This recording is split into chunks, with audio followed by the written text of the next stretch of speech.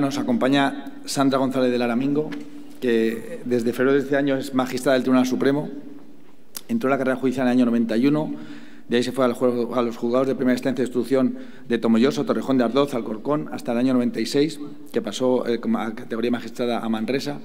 En el año 98, seguramente motivada por la aprobación de una nueva ley de la jurisdicción, se metió en la especialista en el contencioso administrativo y de ahí fue al Tribunal Superior de Justicia de Madrid hasta el 2019, que pasó al Gabinete Técnico del Tribunal Supremo. Y, como ya he dicho, en febrero de este año ya es magistrada del Tribunal Supremo. Y está en el Tribunal Supremo y ayer me confesó que está en el mismo despacho que César Tolosa. Esto puede ser un signo de una casualidad o un signo del destino, que a lo mejor pues va por esos mismos derroteros. Pero, además de esta labor jurisdiccional, pues la compatibilidad con la labor docente, ha sido profesora en la Universidad de San Pablo CEU, tutora del Practicum de las universidades de la Universidad Autónoma de Madrid, Carlos III, Francisco Victoria, y además ha escrito muchísimo sobre derecho administrativo y fundamentalmente sobre derecho tributario. Alguna cosa he leído yo, que está muy bien. Y además de que este currículum que asusta, bueno, pues es una persona majísima, encantadora, muy accesible, y nos va a ilustrar sobre los pormenores de la influencia de la jurisprudencia contenciosa en la jurisdicción contenciosa administrativa. Muchas gracias. Pues muchísimas gracias. Quería agradecer en primer lugar a mi buena amiga Esther que me haya invitado a este curso tan interesante, que me haya permitido compartir mesa con Fernando y con todos ustedes. Para mí es un honor y un placer venir y estrenarme en mi primera conferencia como magistrada del Tribunal Supremo en Cantabria, porque los veranos de mi infancia los pasé precisamente en Cantabria, en las playas de Noja y de Ajo, con lo cual tengo el mejor de los recuerdos de estas tierras. Y una vez dicho lo cual, pues pasaremos a hacer una breve exposición de por qué yo considero que la jurisprudencia del Tribunal Supremo es un motor de cambio dentro de la jurisdicción contenciosa administrativa.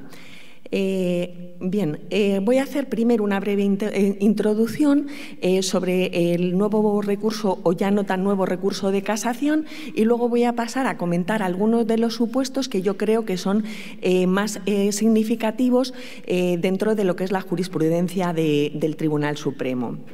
Bien, en relación con esta breve introducción, lo primero que quiero explicarles es un breve antecedente histórico de lo que es el recurso de casación.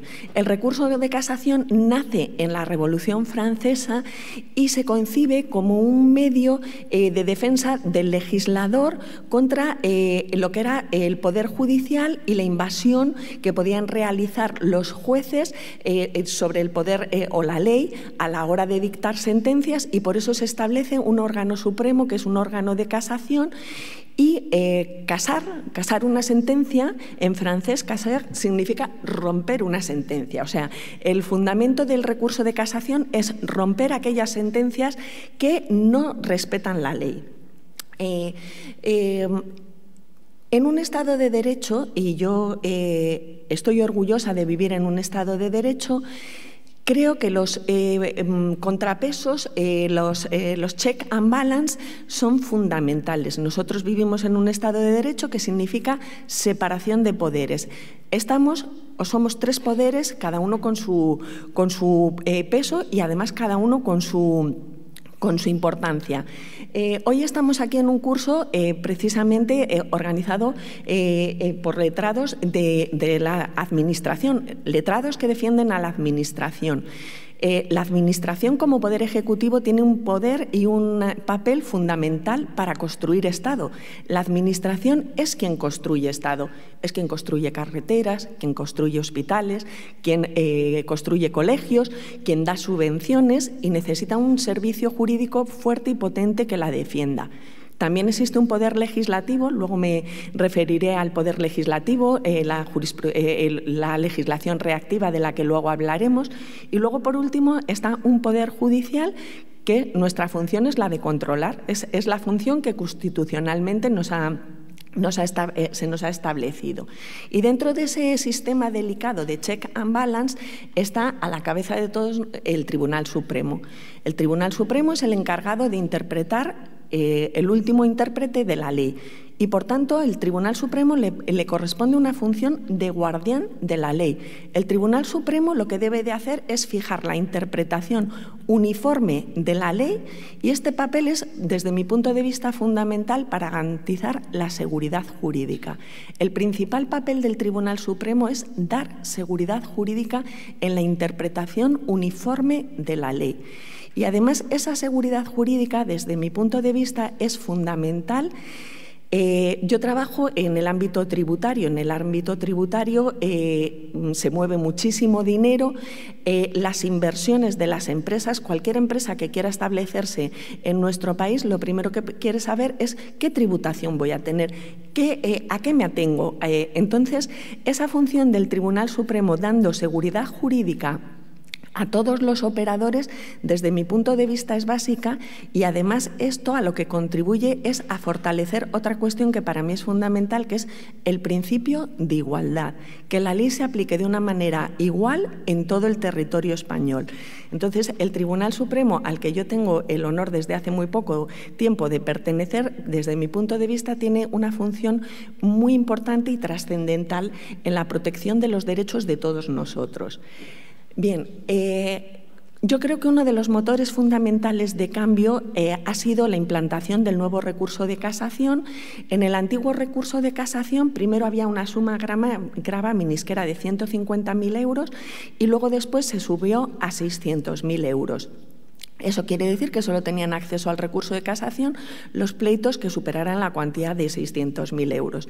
Además, en el gabinete técnico del Tribunal Supremo, al que yo he tenido el honor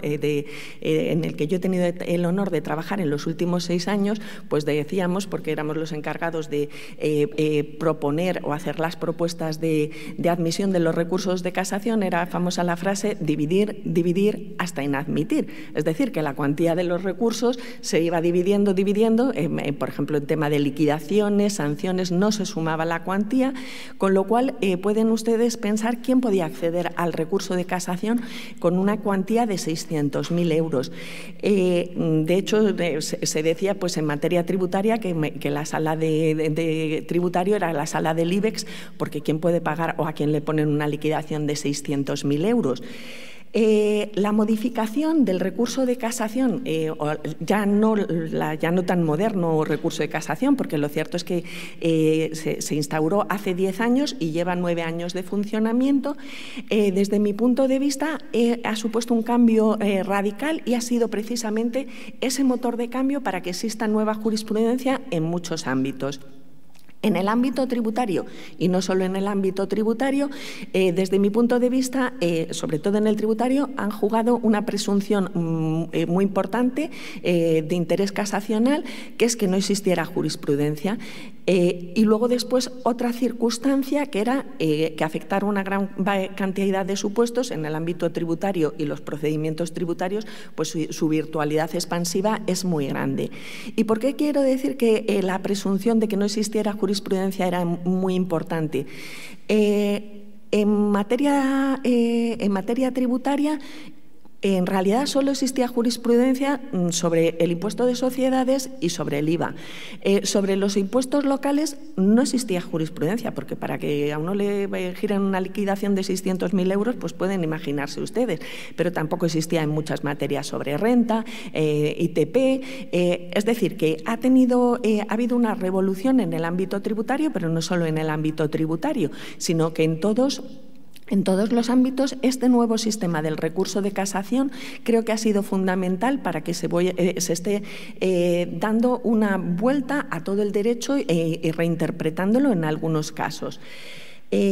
También quiero decir que en materia tributaria el principio de buena administración ha tenido una especial importancia y toda esta revisión nueva de los procedimientos y de la legislación tributaria se está haciendo a la vista de este principio. Luego después creo que otro factor que ha sido fundamental a la hora de dar un nuevo aire a la jurisprudencia del Tribunal Supremo es que ahora puede tener acceso al recurso de casación todas las resoluciones de los jueces. Directamente, una resolución de un juez de lo contencioso administrativo puede llegar al Tribunal Supremo. Esto antes era absolutamente imposible.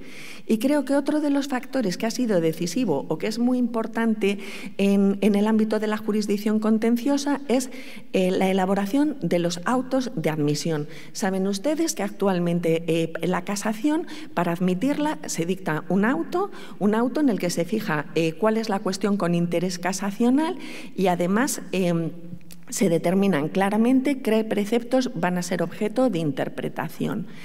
Una reforma muy importante que ha habido desde mi punto de vista fue en el decreto ley 5/2023 de la guerra de Ucrania, que parece que no tuviera que ver mucho con la jurisdicción contenciosa, pero es verdad que allí se recogieron unas modificaciones, que se trataba de unas modificaciones que fueron propuestas por el propio Tribunal Supremo, y me explicaré.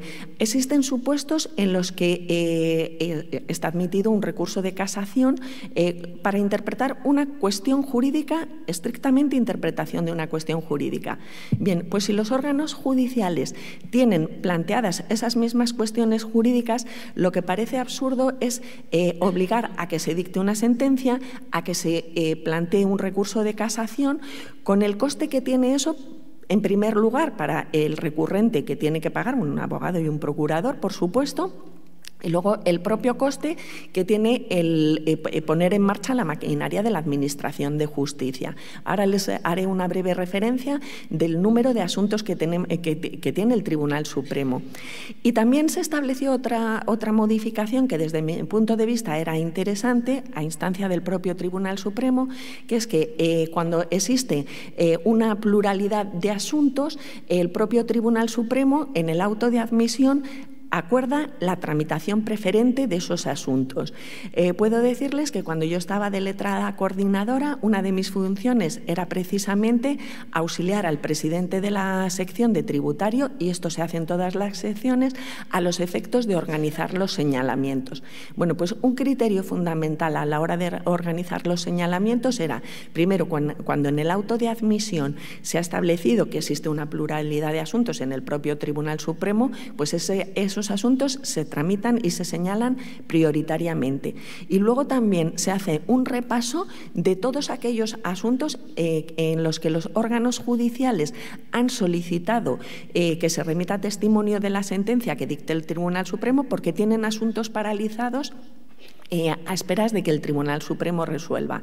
Creo que esto es fundamental a la hora de otorgar seguridad jurídica y además que los escasos recursos de la Administración de Justicia los gestionemos con cabeza, porque creo que eso es algo básico y fundamental. Bien, algunos sectores de la doctrina han criticado que las inadmisiones se hagan por providencia y la admisión por auto, porque la gente pues tal vez tenga más deseo de saber o que se le explique por qué se inadmite un recurso. Las providencias de inadmisión son sucintamente motivadas. Ahora les daré unos números para que comprendan por qué tal vez el legislador decidió que la admisión fuera por auto y la admisión por providencia. Y luego también es verdad que se intentó con el CENDOG que las providencias de inadmisión tuvieran acceso a la base de datos del CENDOG, pero era un volumen muy grande de trabajo porque hay que anonimizarlos, y además tampoco, sin tener el recurso, el escrito de la parte, pues no aportaba una gran información, y por eso se decidió que las providencias de momento no se van a publicar. Luego después quería dar unos breves datos de lo que es el Tribunal Supremo en números para que ustedes puedan comprenderlo. Asuntos de casación, no me estoy refiriendo a los recursos ordinarios, solamente a los recursos de casación. Piensen ustedes que también hay recursos ordinarios que llegan al Tribunal Supremo, especialmente una bolsa muy grande de asuntos ha sido todo el tema de responsabilidad patrimonial por COVID. Pero bien, simplemente en lo que son recursos de casación, en el 2024 ingresaron 9.599 asuntos, casi rondando los 10.000 asuntos. El índice o el porcentaje de admisión es de un 14% y se admitieron 1.500 recursos de casación. De ahí la legislación va a ser interpretada pues, casi en todos sus aspectos, y cuando estamos hablando del Tribunal Supremo como factor de cambio o de movimiento en el ámbito contencioso, pues es evidente. En el año 2023, 9.100, es decir, que el volumen más o menos se mantiene similar. Y la ratio de admisión fue de un 16%. En el año 22, 9.000 y lo mismo, un 16%. También quiero comentarles que no solo están los recursos de casación, sino que también se interponen recursos de queja, y la estadística demuestra que el recurso de queja va en una curva creciente, llegando ya a los 885 recursos de queja. Lo que sí que es verdad es que cuando los jueces de instancia inadmiten, pues generalmente esas resoluciones suelen ser confirmadas, porque la vez que más recursos se han admitido de queja pues han sido 40. Luego quería darles unos pequeños datos sobre sentencias que ha dictado el Tribunal Supremo, y en el 2023 se dictaron 1.754 sentencias, y esta ratio se subió en el 2024 y, bueno, todos ustedes son conscientes del problema que ha tenido el Tribunal Supremo por la falta de nombramientos. Llegó un momento en que la situación, lo cierto es que era crítica. El Gobierno sí que es verdad que nombró una serie de magistrados. Bueno, pues tenemos aquí algún compañero que estuvo allí también conmigo en el gabinete técnico, para reforzar la sección de enjuiciamiento, pero la tarea que hacen los letrados en el Tribunal Supremo es simplemente redactar propuestas que luego después son elevadas a los magistrados, y solo sobre asuntos en los que ya había criterio. Jamás fijaba criterio un letrado. Entonces se hacían proyectos o borradores que se someten a la consideración de los magistrados, y gracias a que todo el Tribunal Supremo, con los magistrados a su cabeza, se involucraron en que la falta de acuerdo político en el nombramiento de magistrados no repercutiera en los justiciables, pues se ha podido dar una respuesta. Pero sí que es cierto que lo que es fijar criterios nuevos pues se ha ralentizado. Luego después simplemente les haré un breve repaso de lo que han sido los datos en materia tributaria, que es a la sección a la que yo pertenecía como coordinadora y ahora como magistrada. Y en tributario, pues dentro de ese volumen de 9.000 y pico asuntos, pues anualmente en el 2024 llegaron 1.600. Nuestro ratio de admisión es un poquito más elevado, sobre el 29%. Luego después en el 23 pues 27%. Si ven el número de asuntos resueltos, pues más o menos viene a ser similar. Luego, a continuación, les voy a hablar de algunos de los problemas que está suscitando el recurso de casación y de las distintas interpretaciones que existen. Como todos ustedes saben, el concepto o el criterio de jurisprudencia viene fijado en el Código Civil, y este concepto viene fijado desde el año 74. Llegó la Constitución, actualmente ha habido la reforma del 2015 en materia de la jurisdicción contenciosa administrativa, pero el concepto de jurisprudencia, desde mi punto de vista, no ha cambiado, sigue siendo la interpretación que de modo reiterado establezca el Tribunal Supremo.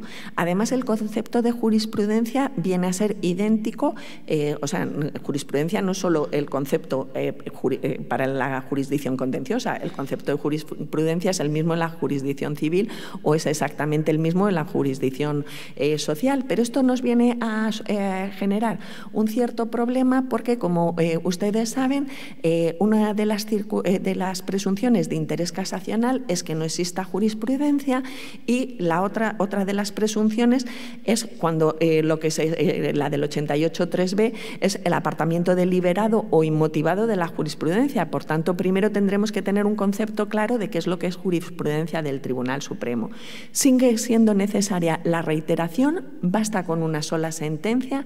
Bueno, la doctrina tradicional del Tribunal Supremo en materia contenciosa y también en el ámbito civil es que era necesaria la reiteración de sentencias. No bastaba con una nueva. Ahora se han planteado, con la nueva instauración de este recurso, si era necesario que exista esta reiteración de sentencias o basta con una sola sentencia que de modo preciso y concreto interprete la norma.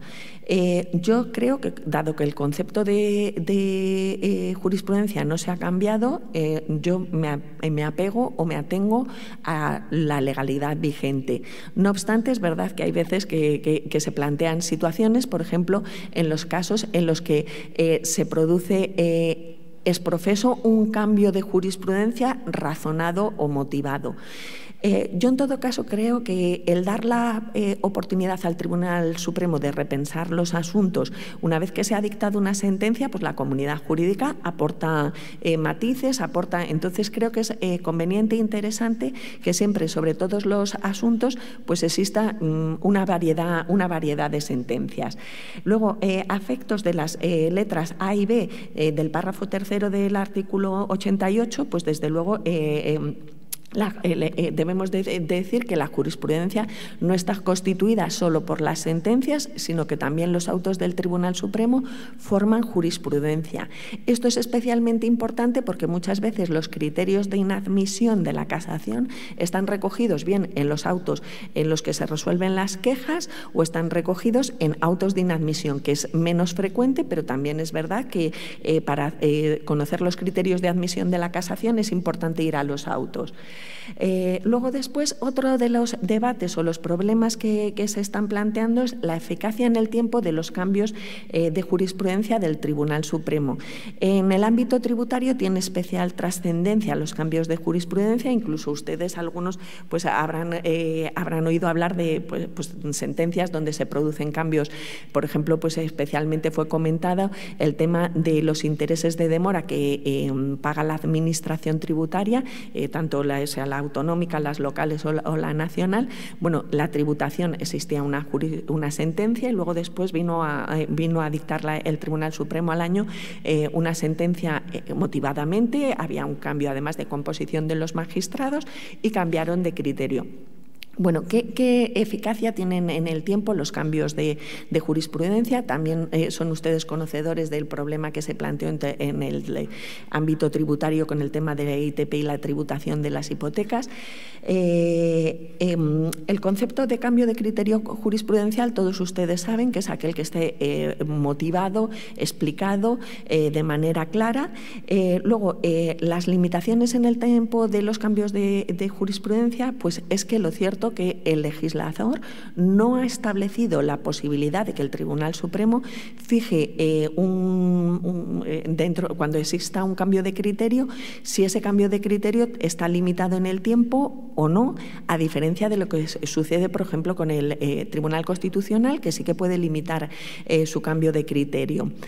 En realidad, la jurisprudencia, pues la jurisprudencia es aquello. Esto debe ser la inteligencia artificial. Bien, la jurisprudencia. Estábamos hablando de los cambios de criterio. Luego, después, la fijación ex novo de un criterio interpretativo del Tribunal Supremo, pues debemos decir que cuando el Tribunal Supremo fija ex novo un criterio interpretativo, ese criterio interpretativo es aplicable para todas las situaciones porque el Tribunal Constitucional ha dicho reiteradamente, y también el Tribunal Supremo, que cuando se interpreta la ley, esa interpretación es una interpretación auténtica de la ley y que las partes no tienen ningún derecho adquirido a que la ley se interprete en el sentido que ellos hayan deseado establecido. Desde mi punto de vista, los cambios de criterio interpretativo solamente tienen una eficacia especialmente significativa en aquellos casos en el derecho sancionador, donde desde luego nunca podría imponerse una sanción cuando el contribuyente haya liquidado acorde con los criterios que en un momento determinado tenía el Tribunal Supremo. Bien, luego después, en materia de admisión del recurso de casación, quería comentarles la incidencia que puede tener la sentencia dictada en el asunto Cubera. El asunto Cubera se dictó en relación con el Tribunal de Eslovenia. El Tribunal de Eslovenia tiene un sistema de recurso de casación parecido pero no idéntico al nuestro, porque allí, en vez de haber un auto de admisión, lo que hay es una autorización de admisión. El Tribunal de Justicia de la Unión Europea lo que entendió es que en aquellos supuestos en los que se alegue infracciones del derecho de la Unión Europea, esta resolución, como además no podía ser de otra manera, pues debía de ser motivada y debía de explicarse por qué motivo el órgano que decidía la inadmisión, o en este caso denegaba la autorización para interponer el recurso de casación, consideraba que el derecho de la Unión Europea no estaba concernido. Todavía existe un cierto debate porque no ha habido ninguna resolución, ha habido una providencia de inadmisión y algún auto de admisión donde simplemente se ha determinado que la parte había citado la sentencia Cubera, pero creo que es interesante a la hora de tener en cuenta la preparación del recurso de admisión hacer cita de la sentencia Cubera en aquellos supuestos donde verdaderamente esté concernido el derecho de la Unión Europea y sea necesario el plantear una cuestión con interés casacional. Bien, bueno, a continuación les voy a comentar algunos de los sentencias o autos que ha dictado el Tribunal Supremo, donde creo que se están planteando cuestiones nuevas, novedosas y que son importantes. Y en primer lugar me referiré a la apelación contra sentencias que resuelven litigios contra administraciones públicas. Creo que el tema litigios entre administraciones públicas, que ahora me referiré a otro caso de litigios entre administraciones públicas, creo que, dado la situación actual en la que está nuestro país, va a cobrar especial vigencia. Bien, litigios entre administraciones públicas. Esta sentencia de 2024 ha venido a establecer, bueno, saben que para la apelación existe un límite de 30.000 euros, pero este límite, cuando las que están pleiteando o litigando son dos administraciones públicas, ese límite no existe. Bien, pues ¿qué podemos entender como pleitos o litigios entre administraciones públicas? Pues haciendo un repaso de la jurisprudencia del Tribunal Supremo, por supuesto son aquellos litigios en los que ambas administraciones están utilizando facultades de imperium. Por ejemplo, no hay litigio entre administraciones públicas, no hay facultades de imperium cuando una administración, por ejemplo, local, le gira una tasa por paso de carruajes a otra administración, como pueda ser una universidad, cuando una administración solicita una subvención y acude en plano de igualdad con respecto a otro particular, solicitando la administración esa subvención a otra administración. Sin embargo, cuando las subvenciones están concedidas por ambas administraciones y las dos están ejercitando facultades de imperium, sí que existe. Pasando a los pleitos entre administraciones públicas, bueno, quería comentarles un reciente auto, es un auto del Tribunal Supremo, en relación con las competencias para acoger menores. Cuando seleccioné este auto no tenía conocimiento de que iban a estar aquí precisamente un montón de letrados de la Administración que están defendiendo a la Comunidad Autónoma de Canarias, o sea que la selección fue porque me pareció un caso muy interesante. Cuando decía que va a haber cada vez más litigios entre administraciones públicas, no estoy desvelando nada. Hace poco salió también en prensa que la Comunidad de Madrid había dirigido un requerimiento del artículo 44 a la Administración Central para que le dotara de medios para implantar la ley de eficiencia. O sea que, porque hizo un estudio y consideró que los medios que le estaban transfiriendo no cubrían la nueva posibilidad. Entonces, dado que actualmente las relaciones entre administraciones públicas están en un periodo álgido, creo que esta es una materia que será muy importante. Bueno, este auto en realidad lo que estaba planteando, y es novedoso, la novedad de este auto es que, porque primera vez que yo tenga conocimiento, he hecho un repaso en la jurisprudencia, se ha adoptado una medida cautelar en un procedimiento entre administraciones públicas. Es el problema de la competencia para acoger menores que están no acompañados, que solicitan asilo en la Comunidad Comunidad de Canarias. Existe un requerimiento previo, probablemente los letrados de Canarias puedan explicarlo mejor. Existió un requerimiento previo y existe un conflicto entre quién es competente, porque la competencia exclusiva en materia de asilo corresponde al Estado y, sin embargo, lo que entiende el Estado es que la competencia exclusiva para atender menores no acompañados solicitantes de asilo corresponde a la comunidad autónoma recurrente en virtud de las competencias exclusivas que había asumido en materia de protección de menores. En este auto, el Tribunal Supremo ha adoptado una medida cautelar en el que ha puesto por encima de todo el interés de estos menores, que además están en una situación de especial vulnerabilidad porque solicitaban asilo, y ha requerido a la Administración del Estado para que en el improrrogable plazo de 10 días garantizara el acceso y la permanencia en el Sistema Nacional de Acogida de Protección Internacional de los menores. Además, habrán escuchado ustedes en medios de prensa que se ha convocado una comparecencia para controlar cómo se está ejecutando este auto de este requerimiento que se ha efectuado a la Administración. Luego después voy a citar una serie de supuestos de jurisprudencia en relación con el derecho a la buena administración. Como les he indicado a ustedes, yo trabajo en el ámbito tributario. A la agencia tributaria, cuando hablamos de buena administración, no le gusta. Sin embargo, yo quiero dejar claro una cuestión. La administración pública en España dicta infinidad, millones de resoluciones a lo largo del año, y piensen ustedes cada día cuántas administraciones están trabajando y cuántas administraciones dictan resoluciones. La mayor parte de las resoluciones ni tan siquiera son impugnadas. El ciudadano las acata, luego después algunas se recurren y al Tribunal Supremo llegan 9.000 casos, de los cuales se admite un pequeño porcentaje. Entonces, cuando estamos hablando de buena administración y los supuestos que se analizan, claro, al Tribunal Supremo llegan los supuestos más patológicos, pero el trabajo, y yo desde luego así lo considero, de todos los funcionarios que día a día prestan sus servicios en las distintas administraciones, desde mi punto de vista es ejemplar, y algunas veces nos equivocamos porque somos seres humanos.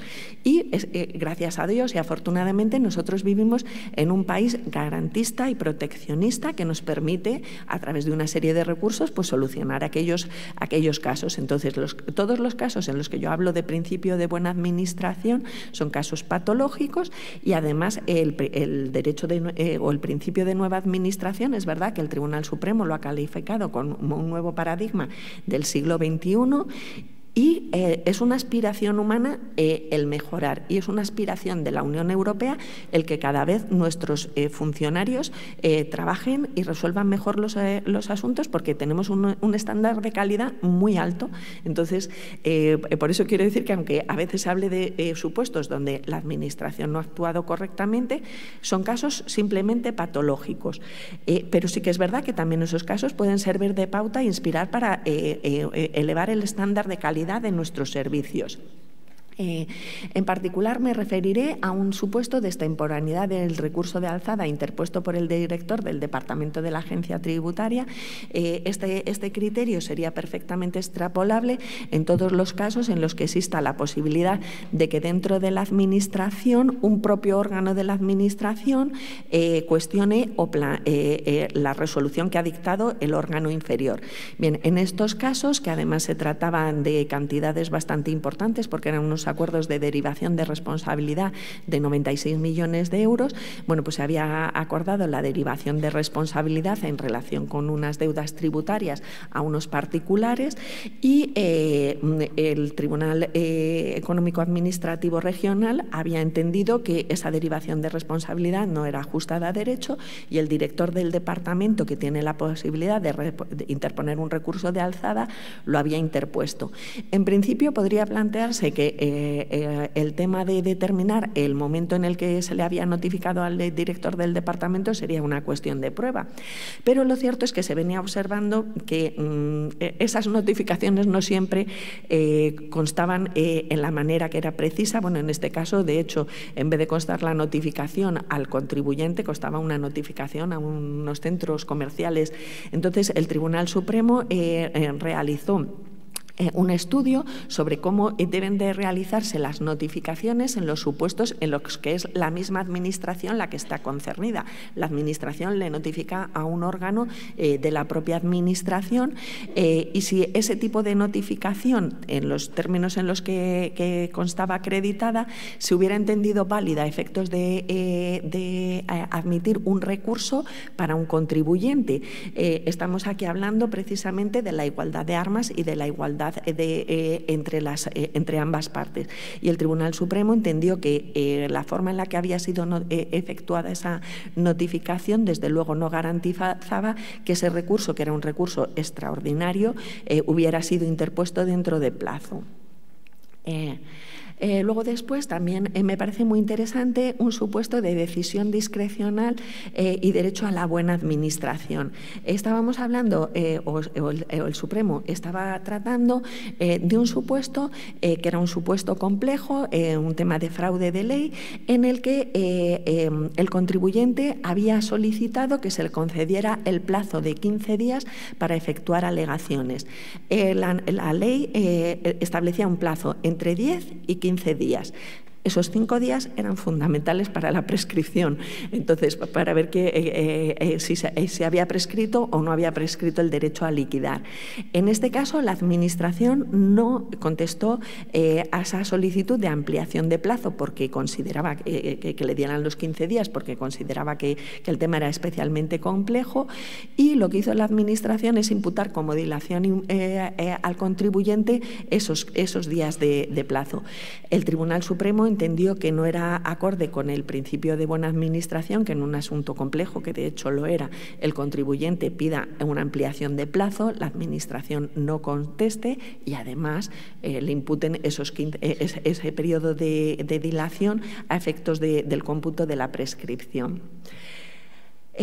Luego después un tema también bastante interesante es la posibilidad de discutir la calificación y la valoración catastral de los inmuebles con la ocasión de la impugnación del impuesto sobre bienes inmuebles.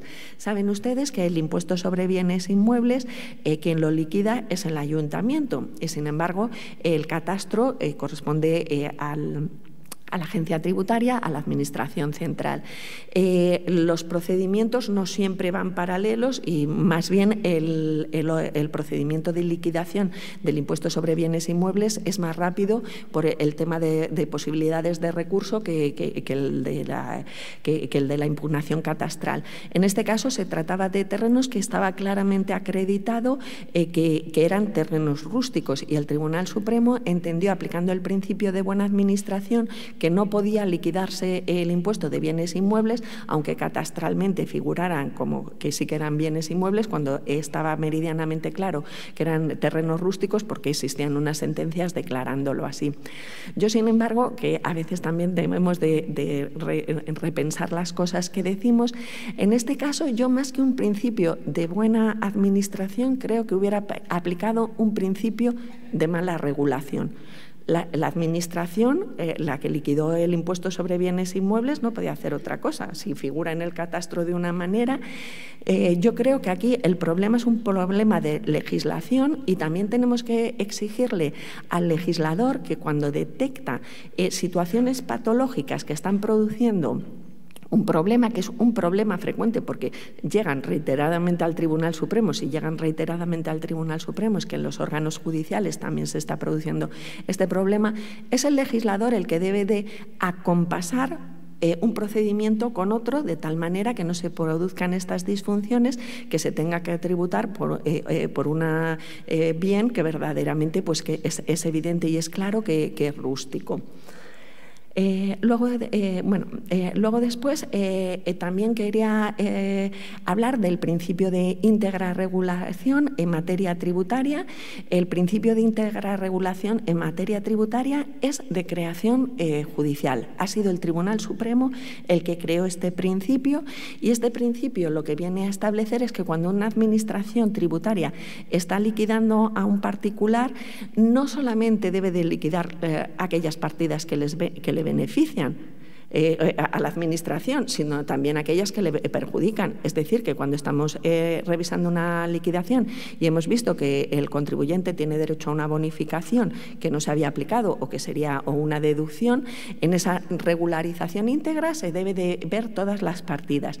Y este principio también afecta a impuestos que son compartidos. Pues si haces una regularización que te beneficia en IRPF de un particular, pues también tienes que a lo mejor ver cómo repercute en la sociedad. Por ejemplo, en los supuestos que es bastante frecuente, sucedía con actores, pues interponían, creaban una sociedad y en realidad interpuesta era el actor o el locutor el que verdaderamente prestaba los servicios, no era la sociedad, le regularizan en IRPF, bueno, pues habrá que regularizar también en sociedades en IVA de la empresa, no puede regularizar aquello que a la administración tributaria le va a suponer mayores ingresos, pero no aquello en lo que tenga que devolver, y este es un principio de creación jurisprudencial.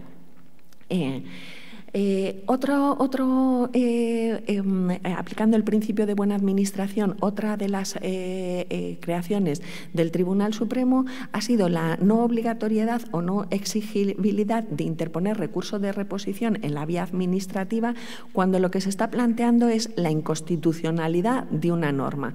Si el órgano de la Administración no puede plantear una cuestión de inconstitucionalidad, o yo lo ampliaría, tampoco puede plantear una cuestión prejudicial, lo que no podemos exigir al particular es que tenga que agotar una serie de vías de recursos que le va a suponer una dilación larga en el tiempo, cuando al final esa controversia única y exclusivamente puede residenciarse en un órgano judicial que es el que tiene capacidad para plantear o bien la cuestión de inconstitucionalidad o bien la cuestión prejudicial. En relación con la doctrina Sacchetti, que ya nos ha hecho un repaso bastante importante y me ha dejado expuesto el tema César Tolosa, es algo que sigue dando problemas. La doctrina Sacchetti es el derecho de acceso a la doble instancia en materia sancionadora. El problema básico que yo encuentro en relación con el derecho a acceso a la doble instancia en materia sancionadora es que el recurso de casación está vedado a los hechos. El artículo 87 bis prohíbe una reconsideración o una revaloración, volver a valorar los hechos conforme lo ha hecho el órgano de instancia.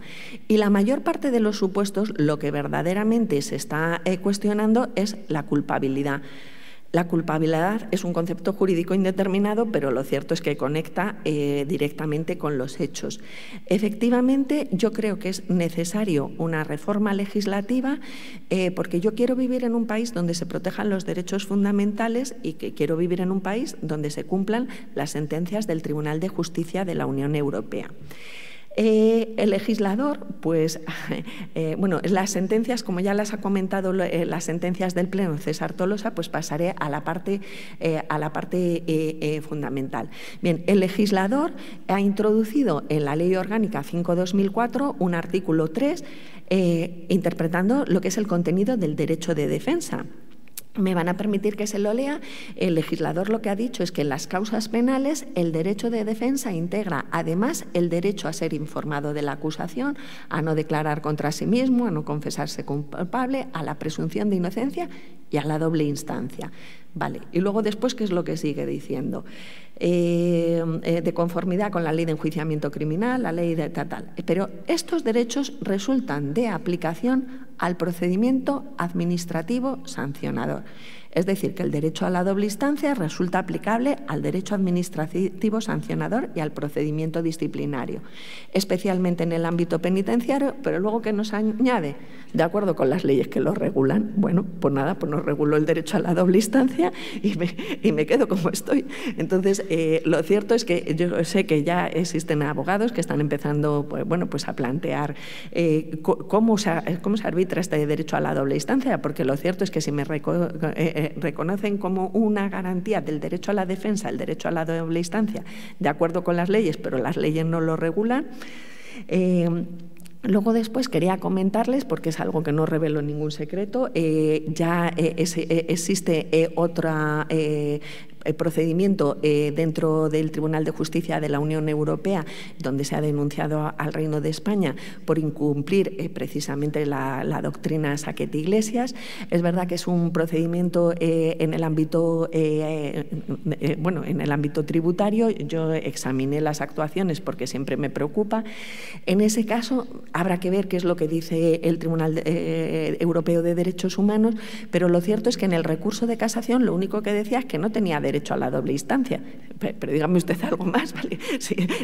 Esta es la doble instancia, pero tendrá, como ha dicho César Tolosa, que argumentarme usted los criterios Engels. Yo la verdad es que soy partidaria siempre de tener un criterio amplio para conseguir que haya ese derecho a la doble instancia, porque además no me gustaría que condenaran al Reino de España. Es verdad que no sería al Tribunal Supremo, porque el Tribunal Supremo está explicando las leyes que nos da el legislador. Particularmente quiero comentar pues, un supuesto. En ese momento yo estaba como letrada de admisión. Se trataba de la sanción más importante que ha puesto la agencia tributaria a Cemex, que es una empresa. También estuve ayer hablando con la persona que lleva el tema de protección de datos. El CENDOC no anonimiza los datos, con lo cual, por tanto, si digo Cemex es fácilmente localizable. El Tribunal, el TEAC, el Tribunal Económico Administrativo Central, sí que está anonimizando los datos de empresas, pero el CENDOC no. Bueno, pues en este caso, en un primer momento se dictó un auto de inadmisión, una providencia de inadmisión, y tras un incidente de nulidad de actuaciones, se admitió aquel tema sancionador, porque en un asunto de 400 millones de euros yo tengo clarísimo que aquello hubiera llegado al Tribunal de Justicia de la Unión, o sea, al Tribunal Europeo de Derechos Humanos, previo paso por el Constitucional. Y no sé si ustedes tienen alguna duda o alguna pregunta que quieran hacerme. Bueno, pues la verdad es que ha sido maravillosa la ponencia. Hemos acertado los directores, ¿verdad?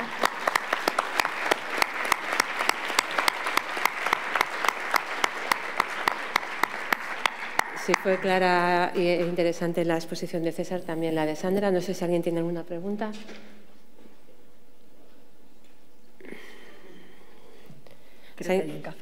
Si alguien tiene una pregunta, que levante la mano, porque no se ve mucho desde aquí, la verdad. Y si no, bueno, pues pasamos al café, porque luego tenemos una mesa redonda muy interesante y divertida también. Gracias. Oye, qué bien.